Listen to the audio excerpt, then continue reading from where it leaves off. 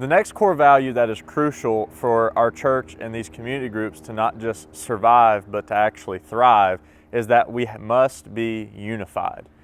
Without being unified, it's going to be impossible for us to actually go out and fulfill the mission that God has given us. And ultimately, being unified just means that we are all focused and striving towards one common goal.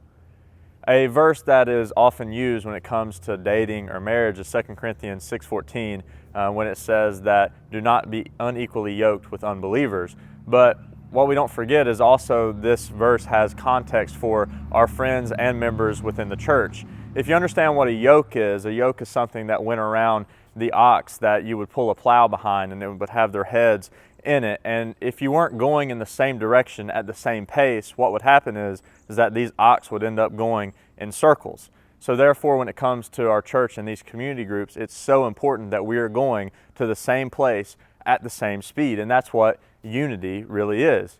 In John 17, when Jesus had an opportunity to pray for future believers, aka me and you, he had one thing that he mainly focused on, and that was that we would all be unified. He prayed that we would be one. Think about that. He had an opportunity to pray for anything for future believers, and he chose to pray that we would be unified. And so often we think of unified meaning that we never have a disagreement, or we never have any sort of problems amongst ourselves. But notice that we say unified, not uniformity. Uniformity is whenever everyone is the exact same, but ultimately God made us different and He gave us different gifts for a reason. That's to build up the body. So even though we may have different spiritual gifts and be a little bit different than the other people in our community group, we can still be unified and striving after a common and a similar goal that Christ has given us.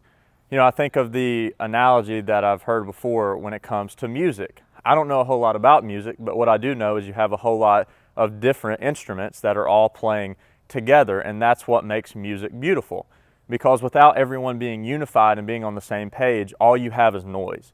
And you can imagine if you have a guitar player playing one thing and a drummer playing another, that's just going to be very loud and noisy, but it's not actually going to produce anything at all.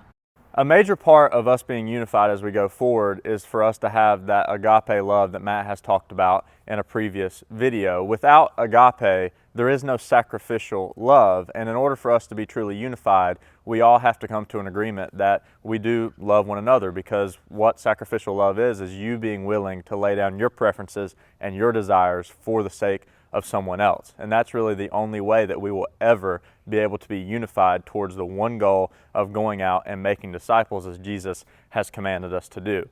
So with this core value of being unified, it's not always that we're going to agree on everything, but it's that we agree on the most important thing. And that's that Jesus died for our sins and He rose again 3 days later, and He commands us to go out and make disciples of all the nations. So if we can just stay focused on that and strive towards that one common goal, we can remember that being unified is a major part of being in a community group.